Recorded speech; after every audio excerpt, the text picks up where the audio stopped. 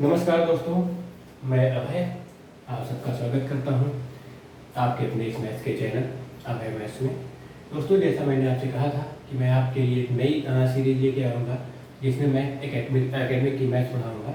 तो यहाँ पे देखिए, मैं आपके सामने हाजिर हूँ 11th की मैथ्स को स्टार्ट करते हुए। आज से हम आपको 11th की मैथ्स का एक वीडियो डेली अपलोड करेंगे जिसको आप देख सकते हैं। हमारी इस चैनल में जो वीडियोज अपलोड होंगी उसमें मैं लिखूंगा इंग्लिश में, और मैं जो भी बोलूँगा उसको पूरा हिंदी में बोलने का प्रयास करूँगा। कुछ टर्म ऐसे होंगे जो इंग्लिश में होंगे, वो आप समझने की कोशिश कीजिएगा। अगर उसके बाद किसी स्टूडेंट को प्रॉब्लम आती है तो आप हमें कमेंट सेक्शन में मैसेज कर देंगे और हम आपको उसके बाद मैं उसको हिंदी में या जो भी आपको प्रॉब्लम आ रही है उसको दूर करने की कोशिश करूँगा। अगर आपको लैंग्वेज में हिंदी में ही लिखना होगा तो आप वो भी हमको बता देंगे, मैं उस पर हिंदी में भी लिखने की कोशिश किया करूँगा नेक्स्ट वीडियो से, अगर आपको प्रॉब्लम आ रही होगी तब। नहीं तो इसको आप समझने की कोशिश कीजिएगा। एकदम आसान भाषा में यहाँ पे लिखा जा रहा है और सब कुछ आपको समझ में आएगा। और अगर आप इंग्लिश में देखना चाहेंगे तो आगे चल के आपको बहुत बेनिफिट होने वाला है इससे, क्योंकि आगे जाके आपको कोई भी एग्जाम देना होगा तो उसमें कुछ टर्म तो आपको इंग्लिश में देने ही होंगे और एग्जाम में भी इंग्लिश में पूछा जाता है। तो यहाँ पे आप मान लीजिएगा कि आपके लिए बेस हो रहा है आपका इंग्लिश तैयार करने में। ठीक है दोस्तों, तो चलिए हम आज चालू करते हैं 11th बुक का पहला चैप्टर यूनिट 1 जिसका नाम है सेट्स एंड फंक्शंस। ठीक है दोस्तों, तो सेट्स एंड फंक्शन में हम आज सेट चालू करेंगे को पढ़ाना चालू करेंगे। तो इसमें थोड़ी डिफिनेशंस हैं जो मैंने यहाँ पे लिखी हुई हैं और उसको मैं आपको समझाने की कोशिश करूँगा। अगर आपको इसको समझने में कहीं भी प्रॉब्लम आएगी तो आप उसके लिए भी हमें कमेंट सेक्शन में जाके हमें बताएंगे कि आपको इसमें क्या परेशानी आ रही है, तो मैं दूर कर दूंगा। चलिए दोस्तों, चालू करते हैं आज अपना आज का सेशन जो कि है सेट। सेट क्या होता है दोस्तों? देखिए यहाँ पे लिखा हुआ है well defined collection of objects. ठीक है दोस्तों, सेट की डिफिनीशन ये है कि ऑब्जेक्ट का एक वेल डिफाइंड कलेक्शन होगा जिसको हम सेट का नाम देंगे। ऑब्जेक्ट क्या होता है? जैसा कि दोस्तों आप जानते हैं, इस संसार में जितनी भी वस्तुएं जीवित या निर्जीव जो भी हैं सब एक सेट होती हैं और उनका कलेक्शन की बात किया जा रहा है यहाँ पे ऑब्जेक्ट का। लेकिन यहाँ पे कहा गया है कि वेल डिफाइंड कलेक्शन। ठीक है दोस्तों, वेल डिफाइंड कलेक्शन का मतलब ये होगा कि जो भी वहाँ पे कहा गया है उसमें कोई भी मतलब ऐसा नहीं है कि जिसमें आपको समझने में प्रॉब्लम आए। मतलब एकदम क्लियर शब्दों में अगर कहा गया है तो वो वेल डिफाइंड होगा।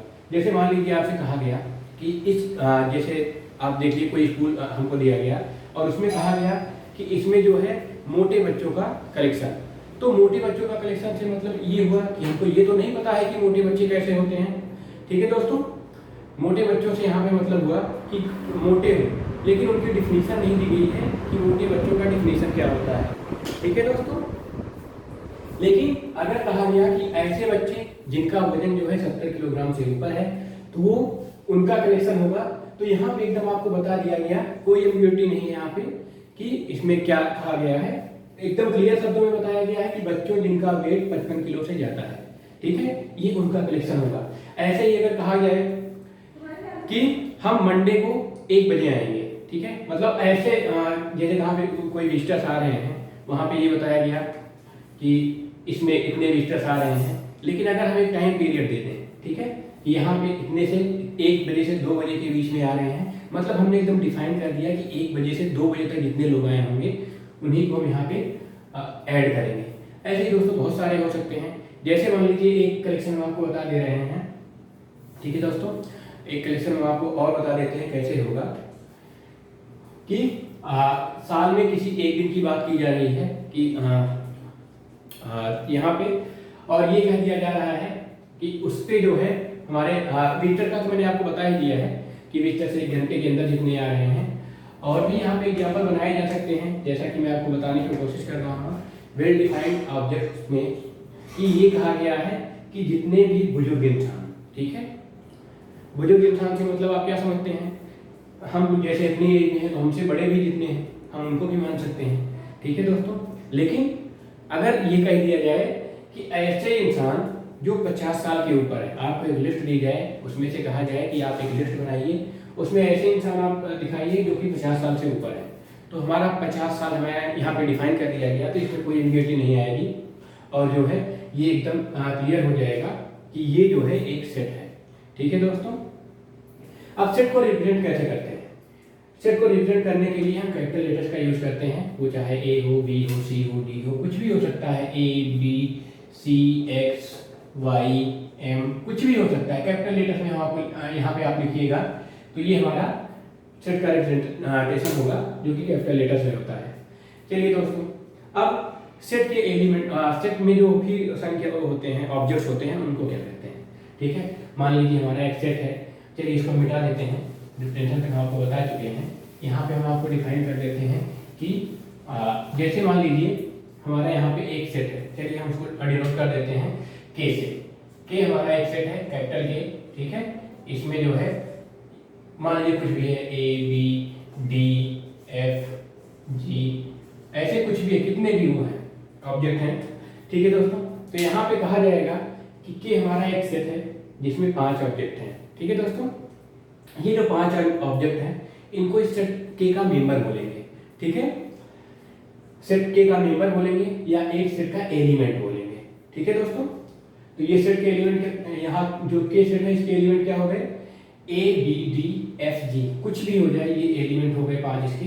अब कहा गया कि अगली लाइन आप ध्यान से देखिएगा, इसमें लिखा गया है if A is an element of set ए, ठीक है। अगर जो हमारा कोई सेट है, मान लीजिए यहाँ पे हम के लिए हैं तो के ही डिफाइन कर दे रहे हैं, आप सेट, चलिए इसको हम ए कर दे रहे हैं, यहाँ पे हम डेफिनेशन में ए लिए तो इसको ए मान लीजिए, ठीक है दोस्तों। कहा गया है इफ ए, यहाँ पे ए है, आप देख लीजिएगा, if A is any of A set, element of A set ए, यहाँ पे ए जो है ये सेट की बात हो रही है और ए जो है इसके एक एलिमेंट की बात हो रही है। तो हम उसके लिए लिखते क्या है कि ए जो है हमारा, ए बिलोंग कर रहा है, ए बिलोंग कर रहा है हमारा इस सेट ए में, ठीक है दोस्तों।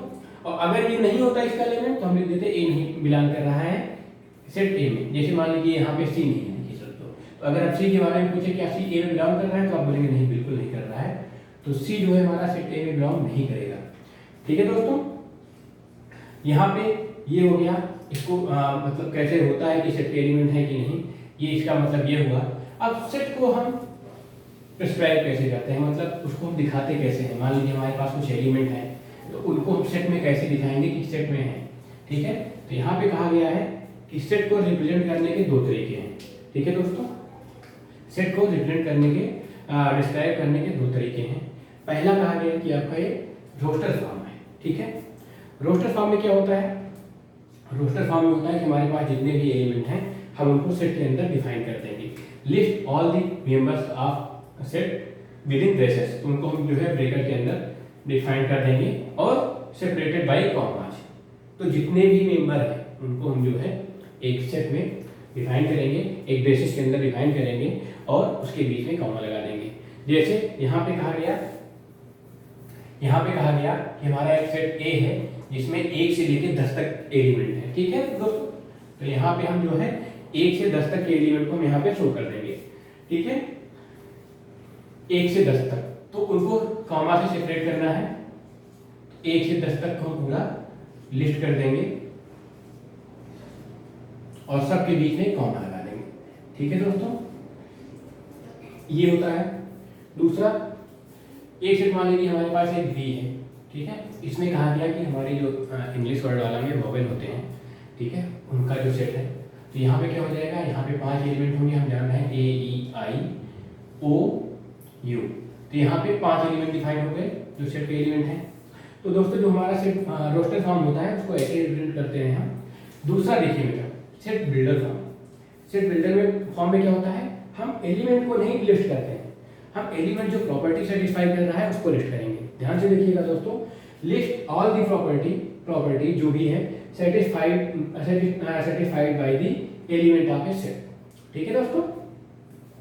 यहाँ पे क्या कहा गया है कि सेट हमारा ए है कोई जो जिसमें एक्स टाइप के एलिमेंट हैं और एक्स ऐसे हैं जो कि एक प्रॉपर्टी है कि उसको सेटिस्फाई कर रहे हैं। तो चलिए इसको हम बताते हैं कि कैसे डिफाइन किया जाएगा। जैसे मान लीजिए यहाँ पे कहा गया है कि हमारा जो सेट है, जैसे पहले सेट में देखिए हमारा जो सेट है उसको हम सेट बिल्डर फॉर्म में कैसे रिप्रेजेंट करेंगे। चलिए इसको हम रिप्रेजेंट करते हैं। तो इस पे क्या करेंगे, ए इक्वल टू क्या हो गया दोस्तों, यहाँ पे कोई एलिमेंट है x, x जो है कौन सी प्रॉपर्टी सेटिस्फाई कर रहा है, x जो है 1 से बराबर है या बड़ा है और 10 से बराबर है या छोटा है, जो है 0 हाँ 1 से है, 1 से चालू है तो 1 is less than or equal to x, मतलब x जो है हमारा 1 के बराबर है या बड़ा है और less than or equal to 10। ठीक है दोस्तों, ऐसा है। इसको हम और कैसे लिख सकते हैं, आप ध्यान से देखिएगा दोस्तों, इसमें जो है a जो है हमारा, इसमें ऐसे एलिमेंट्स हैं जो कि नेचुरल एलिमेंट है। ठीक है दोस्तों, नेचुरल है 1 2 3 4 प्राकृतिक संख्याएं हैं। ठीक है, और प्राकृतिक संख्याएं कैसी हैं, वो 10 से बराबर है या छोटी है, तो इसको हम अलग से भी डिफाइन कर सकते हैं। इसको हम फिर से यहाँ पे लिख सकते हैं x such that x belongs to n। n जो है प्राकृतिक संख्याओं का समुच्चय है दोस्तों, प्राकृतिक संख्याओं का नेचुरल नंबर्स का सेट है। एंड दूसरा क्या कहा गया है, x is less than or equal to 10। तो देखिए दोस्तों, यहाँ पे दो प्रॉपर्टी सेटिस्फाई कर रही है, तो उनको हमने एंड करके यहाँ पे लिस्ट कर दिया। ठीक है, दूसरा b जैसे है, तो b में भी हम ऐसे रिप्रेजेंट कर देंगे कि b में x एलिमेंट है, x टाइप के एलिमेंट हैं, और जो है x एलिमेंट है और वो क्या है, x क्या है, वो इंग्लिश वर्ड वाला के वॉवेल्स है। ठीक है दोस्तों, तो दूसरे को हम b को रिप्रेजेंट कर देंगे x such that x is a vowel. ठीक है दोस्तों, तो आप इसको लिख लीजिए b में कौन से एलिमेंट है, x टाइप के एलिमेंट है। मान लीजिए यहाँ पे चलिए x हटा लीजिए, y कर दीजिए, अलग अलग डिफाइन कर देते हैं, और y इज अ वॉवेल। ठीक है दोस्तों, तो यहाँ पे इसको हम ऐसे डिफाइन कर देंगे, y जो हमारा एक वॉवेल है और ये फिर अपने आप a e i o u हो जाएगा। एक बात और समझ लीजिए दोस्तों, जैसे यहाँ पे a e i o u लिखा है, तो इसको हम लिख सकते हैं e i a o u, मतलब यहाँ पे जो इसका वो है क्रम है उससे मतलब नहीं है, आप जिस क्रम में भी रखिएगा। 5 एलिमेंट हैं, अगर इसमें हम लोग ये भी लिख देते हैं बराबर a a e i o a u, मतलब इसमें जो है नंबर के रिपीटेशन का भी कोई मतलब नहीं। अगर नंबर एलिमेंट्स रिपीट हो रहे हैं तो हम उनको नॉर्मली ऐसे एक बार लिखेंगे, एक बार से ज़्यादा नहीं लिखेंगे। ठीक है दोस्तों, तो ये होता है सेट में रिप्रेजेंट करने का तरीका। आप उम्मीद है कि आपको ये समझ में आया होगा। चलिए हम आपको सेट के बारे में कुछ बता देते हैं, एक दो पॉइंट्स और, कि एम्प्टी सेट क्या होता है। दोस्तों एम्प्टी सेट वो होता है जिसमें एक भी एलिमेंट ना हो। ठीक है दोस्तों, एम्प्टी सेट जो है एक भी एलिमेंट ना हो। हाँ ठीक है, तो एम्प्टी सेट मतलब रिक्त समुच्चय, रिक्त समुच्चय। ठीक है, तो रिक्त समुच्चय में क्या होता है, हैविंग नो एलिमेंट, इसमें कोई भी एलिमेंट नहीं होता।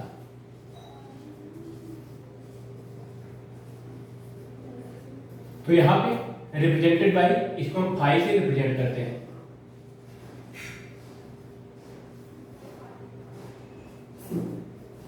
Represented by phi. तो अब एंड रिटन एज, इसको लिखते कैसे हैं, फाई सच दैट, फाई में कोई एलिमेंट नहीं दोस्तों, तो ये काम हमारा खाली रह जाएगा, जो ब्रैकेट है हमारा खाली रह जाएगा, इसमें कोई एलिमेंट नहीं है, इसको एफ से रिप्रेजेंट करते हैं। अगर इसमें देखा जाए तो कोई भी एलिमेंट नहीं है, और ये फाई जो है एम्प्टी सेट कहलाता है, रिक्त समुच्चय कहलाता है। अगला देखिएगा दोस्तों, जो सेट के एलिमेंट है, ठीक है दोस्तों, जो सेट के एलिमेंट है उनके नंबर्स के हिसाब से हम बता सकते हैं। ठीक है, पहले अगर जैसे हमारे पास एक सेट है ए, इसमें मान लीजिए 1 2 3 4 5 6 7 8 9, ये 9 एलिमेंट है दोस्तों। तो इसमें अगर पूछा जाए कि कितने एलिमेंट हैं, तो हम इसको कैलकुलेट करके बता सकते हैं कि इसमें 9 एलिमेंट हैं।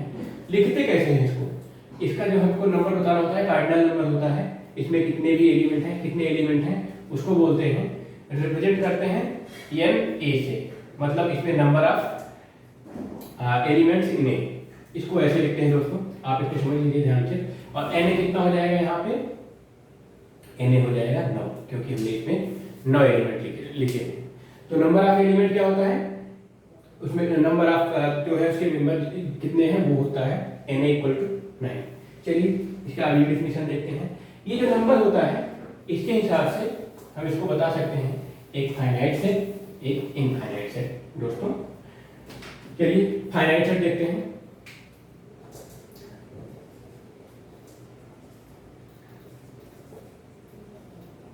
फाइनाइट सेट क्या होता है? फाइनाइट सेट ये होता है having finite number of element. Finite number of element अगर होगा तो उसको हम फाइनाइट सेट बोलेंगे, अदरवाइज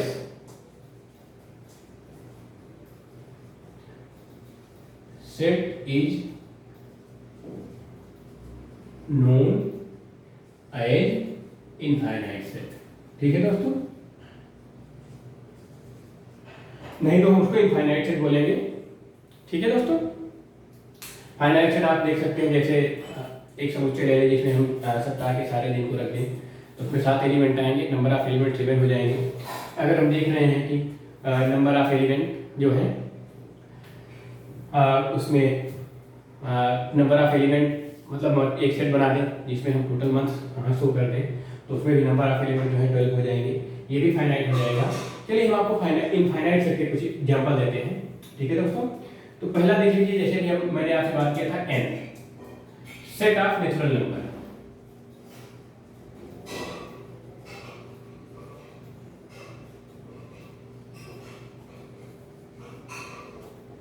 मतलब n हमारा है, ये एक प्राकृतिक संख्याओं का समुच्चय है।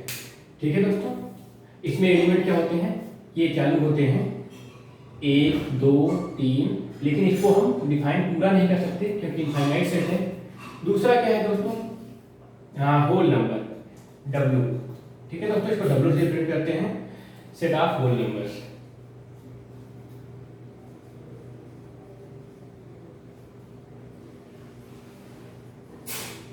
ठीक है दोस्तों, इसको हम रिप्रेजेंट करते हैं, जो है 0 इसमें ऐड हो जाता है, 1 2 3 एंड सो ऑन, इनफाइनाइट तक जाता है दोस्तों।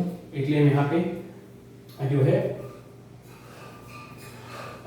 इसको ऐसे लिख देते हैं, सेट ऑफ होल नंबर्स मतलब पूर्ण संख्याएं होती हैं। ठीक है दोस्तों, सेट ऑफ होल नंबर मतलब पूर्ण संख्याओं का समुच्चय। तीसरा क्या है? आई, इसको जेड भी लिखते हैं कुछ लोग।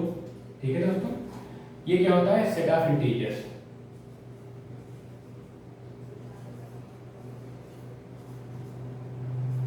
ठीक है दोस्तों, इंटीजर्स क्या होते हैं? इसी में हम जो हमारा है इसमें माइनस संख्याएं भी इंक्लूड कर लें, -3 -2 -1 0 1 2 3 और ऐसे चलता जाएगा इनफाइनाइट तक। इनफाइनाइट से चालू हुआ, माइनस इनफाइनाइट से चालू हुआ और फाइनाइट तक गया। ठीक है दोस्तों, उसके बाद क्या हो जाएगा?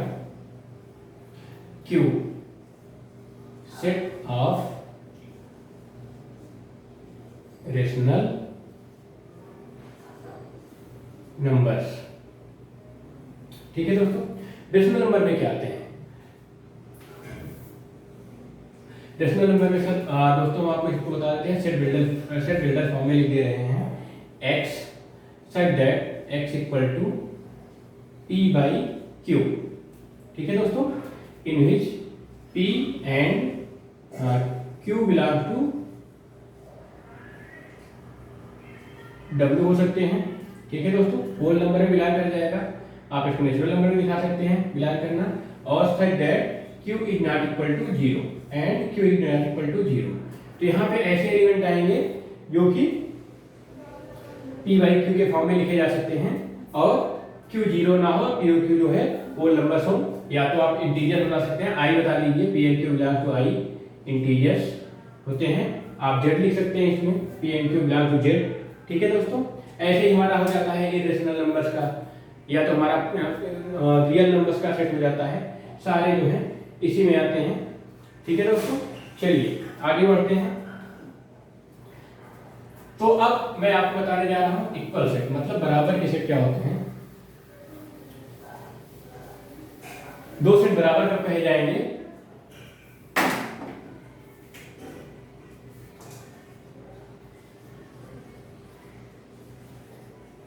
इक्वल सेट्स मतलब बराबर सेट होता है, इसके इक्वल का मतलब बराबर होता है। इसमें क्या होता है? Having exactly same element. ठीक है, दोनों में अगर सेम एलिमेंट रहेगा, मान लीजिए एक सेट हमारा ए है, ये है 1 2 5 7, ठीक है दोस्तों। दूसरा सेट हमारा है बी, इसमें है 5 2 1 7, ठीक है दोस्तों। यहाँ पे देखिएगा दोनों में नंबर ऑफ एलिमेंट बराबर है, 4 4 ही है, और एक इसमें भी है, एक इसमें भी है, 2 इसमें भी है, 2 इसमें भी है, 5 इसमें भी है, 5 इसमें भी है, 7 इसमें भी है, 7 इसमें भी है।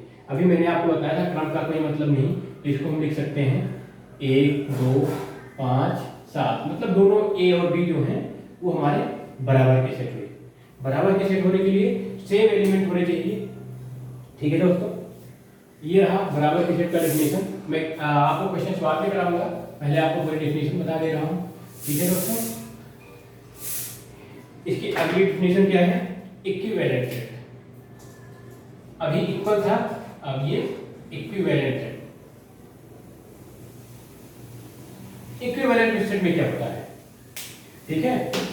तो यहां पे अगर दो सेट ए एंड बी है, let A and B are two set, ठीक है दोस्तों। ए और बी दो सेट है, ठीक है। इफ एन ए, अभी आपको बताया था एन ए क्या होता है, number of element in set A equal to number of B, then sets A and B